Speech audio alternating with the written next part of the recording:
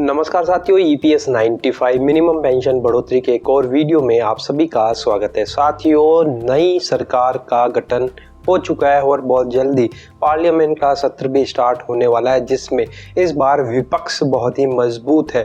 तो जो केंद्र सरकार है, जो गवर्नमेंट बीजेपी अलायंस की सरकार बनी है, वो इस बार फैसले बड़े सोच समझ कर लेने वाली है। इसी को लेकर ईपीएस 95 पेंशनर के मन में भी काफ़ी कंफ्यूजन बना हुआ है और वो है उनके अलायंस के साथ में भी बातचीत करने को बोल रहे हैं। तो साथियों, इसी को लेकर एक महत्वपूर्ण जानकारी हमें प्राप्त हुई है, जो आज के इस वीडियो में हम शेयर करने वाले हैं।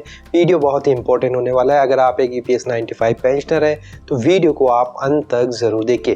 तो साथियों, यहाँ पर आप देख सकते हैं, ये वो महत्वपूर्ण जानकारी है।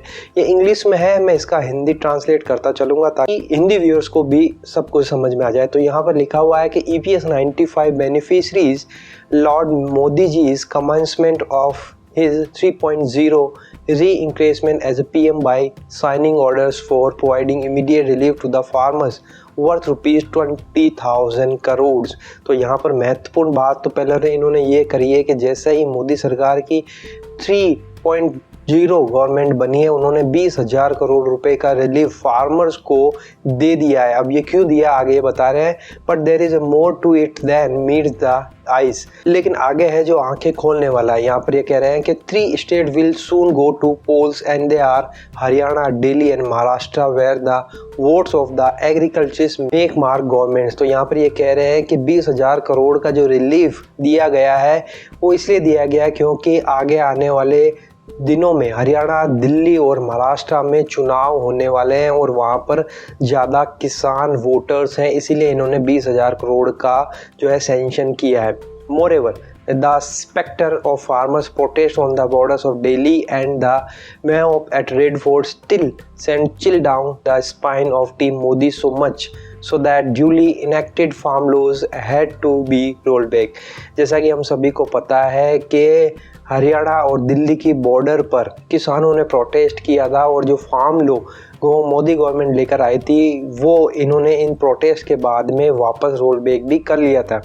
Hence, this bounty to the enactment is more out of compulsion than out of the beneficence। तो यहाँ पर ये कह रहे हैं कि ये एक तरह से 20,000 करोड़ का जो ये रिलीफ दे रहे हैं वो एक तरह से इनका मजबूरी हो गई है, ना कि इनकी दया। आगे लिख रहे हैं कि but we senior citizen improvised infirm are a helpless lot. लेकिन हम सीनियर सिटीजन बहुत ही निराशा में है, हेल्पलेस महसूस कर रहे हैं। That's why PM Modi dared to backtrack from his promise to look into our just demands of rupees minimum pension, rupees 7,500 plus DA plus free medical care made twice to NSE leaders, respected Commander Ashok Rawat ji and others। तो यहाँ पर ये कह रहे हैं कि चूँकि हम सीनियर सिटीजन है और हेल्पलेस है, इसी के कारण प्रधानमंत्री मोदी अपने 2 बार के दिए आश्वासन से पीछे हट गए हैं। जो हमारी मांगे थी 7,500 plus DA plus free medical care, उसी वादों से वो 2 बार मुकर गए हैं जो उन्होंने NSE leader commander Ashok Rawat ji और बड़े नेताओं के साथ में किया था। आगे लिख रहे हैं and made us to languish on the budgetary pension of ₹1,000 to ₹3,000, और हमें हमारे हाल पर छोड़ दिया 1,000 से 3,000 रुपये की पेंशन बीच में पाने के लिए। आगे लिखते हैं interestingly we contributed to the EPS funds during our service period and now victims of the arbitrary decision of EPFO with the central government displaying callous attitude towards us। ये दुर्भाग्यपूर्ण है कि ईपीएस 90 फंड में हम सभी ने अपने service में पैसा जमा करवाया था, लेकिन एक ईपीएफओ के अपने हठी धर्म निर्णय के कारण और सेंट्रल गवर्नमेंट के डिस्प्लेइंग एटीट्यूड के कारण आज हमारी हालत ये हो गई है। Stunning electoral bruises to BJP in its bastion was much needed and it's undoing. BJP के जो हालात हुए हैं, जो उन्होंने वोट शेयर मिला है, वो इसी का नतीजा है। Team Modi 3.0 will face a very difficult parliament. Team Modi जो 3.0 अभी जो गवर्नमेंट बनी है, उनको पार्लियामेंट में बहुत बड़ा जो है चैलेंज देखने को मिल सकता है। Even the allies will keep Modi on the tenterhooks. यहाँ तक कि जो उनके अलायंस है वो भी उन पर लगाम लगाए रखेंगे। आगे लिखते हैं dear Shri Modi ji, please accept our just demands promptly and fulfil your own promise made to us. तो यहाँ पर अब गुजारिश की जा रही है कि मोदी जी कृपया आप हमारी डिमांड को एक्सेप्ट करिए और आपने जो 2 बार प्रॉमिस किया है उसे पूरा करिए। You and your party will get the blessing of 65 lakh pensioner and their family members in the upcoming assembly elections में रिट्रीव द लॉस्ट ग्राउंड। आपको 65 लाख पेंशनर और उनके फैमिली मेंबर्स का आशीर्वाद मिलेगा और आपको आने वाले असेंबली इलेक्शन में इसका फ़ायदा भी देखने को मिलेगा। And mind it sir, this appeal is from a retired private school teacher. और आपको ये मैं बता दूं, ये एक प्राइवेट स्कूल टीचर जो रिटायर्ड हो चुका है उसकी अपील है। Our group comprise workers from different organise sectors who contributed immensely in national development.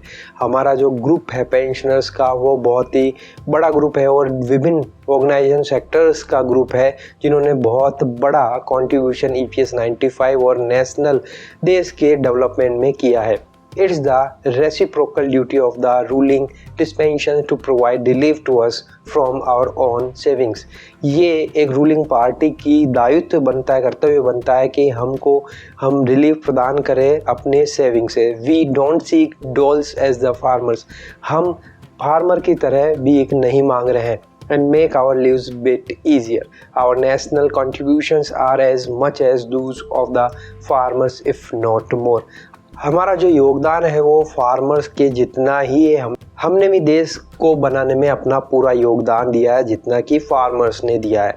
तो साथियों, आप देख सकते हैं एक बहुत ही बड़ा अपडेट, बहुत बड़ी जानकारी इन्होंने साझा की है जिसमें इन्होंने फार्मर्स और असेंबली इलेक्शन और पार्लियामेंट्री डिसीजंस को भी कवर करते हुए सब कुछ बताया है कि किस तरह से आगे आने वाले समय में मोदी गवर्नमेंट को चैलेंजेस देखने को मिल सकता है। और अगर वो पेंशनरों की मांगों को मानते हैं और उनका वादा पूरा करते हैं, 7,500 प्लस DA की मांग और मेडिकल फैसिलिटी प्रोवाइड करवाते हैं, तो आगे आने वाले इलेक्शन में उनको उनका फ़ायदा मिलेगा। सारे पेंशनर और उनकी फैमिली मेम्बर्स का वोट बैंक उन्हें प्राप्त होगा जो उनके लिए बहुत ही अच्छा साबित हो सकता है। तो साथियों, ये बहुत बड़ी इंपॉर्टेंट अपडेट जो आप लोगों के साथ में मैंने साझा करी। आपको ये इन्फॉर्मेशन कैसी लगी? अगर आप इससे इत्तेफाक रखते हैं तो कमेंट बॉक्स में यस ज़रूर टाइप करिए। और इसके अलावा भी आपकी कोई राय है तो कमेंट बॉक्स में ज़रूर बताइए। वीडियो अच्छा लगा तो लाइक शेयर कर दीजिएगा। इसी तरह की अपडेट प्राप्त करने के लिए आप चैनल को ज़रूर सब्सक्राइब कर लीजिए। तो फिर मिलते हैं एक नई अपडेट के साथ में, तब तक के लिए अपना ख्याल रखिए। जय हिंद, जय भारत।